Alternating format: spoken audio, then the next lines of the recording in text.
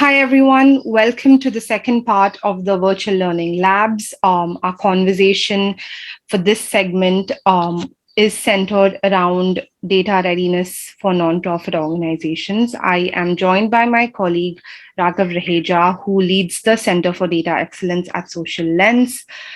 In our previous conversation, we spoke about data readiness and why is it important for nonprofit organizations to, assess or measure their levels of data readiness. So just starting right from where we left off, my first question is, how can nonprofit organizations assess or measure their current levels of data readiness? So I'll go back to the end of our last conversation. I was talking about data auditing and how do organizations need to, evaluate their internal procedures, processes, and making sure that they have proper documentation, data documentation in place, and making sure that they have correct collection mechanism in place. Because it's extremely important, and that's where you actually start. When you ask me how do organization assess their data readiness, and that's where I would start, mapping it down right from the beginning, right from the purpose of the organization, or basically the goal of the organization, and then going top down, right? Understanding where are those gaps, how do I tackle those gaps, and realizing if there are multiple gaps in the process, tackling, giving priority, or putting a priority across these gaps. And that you can do by understanding the implication of that, right? If I have a gap in my data collection process, I know that is going to impact my whole analysis. So that's probably a imperative one to focus on right now. So based on that, understanding how do I tackle it, what should be my priority, and how much time do I need to put on that. That's one way.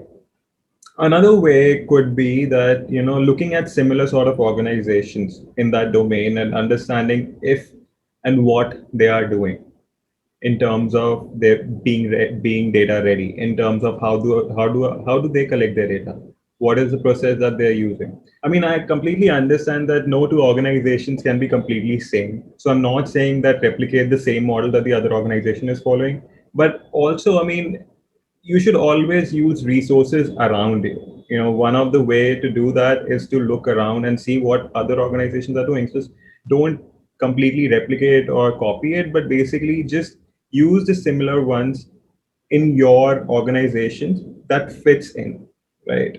And so that might be just taking an inspiration rather than following the same data point that they're capturing, because essentially the goals might be different, the objectives might be different, but again, the processes can look alike.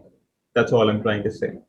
So that's another way to focus externally and also looking internally. So these are the two ways that organizations can assess their data readiness. And looking into the internal processes, organizations can rate themselves on a scale of probably 1 to 10 or 1 to 5, whichever they're most comfortable defining. And after that, once they have defined all of these processes, once they have defined these stages, aggregating these stage score, they can come up with some sort of data readiness. We at Social Lens have also been working with this sort of a framework, which I can talk about it, probably later. But yes, so this can help organization assess their, data readiness if they follow internal procedures of identifying gaps and identifying which specific area that the gap needs to be addressed to. Secondly, looking into similar sort of organization, what sort of mechanism do they have, and that's just taking inspiration towards realizing what can be used and what cannot be. So that can actually help organization assess and work towards becoming data ready. Thank you so much for listening into our conversation, and we look forward to seeing you at the next virtual learning lab. Thank you.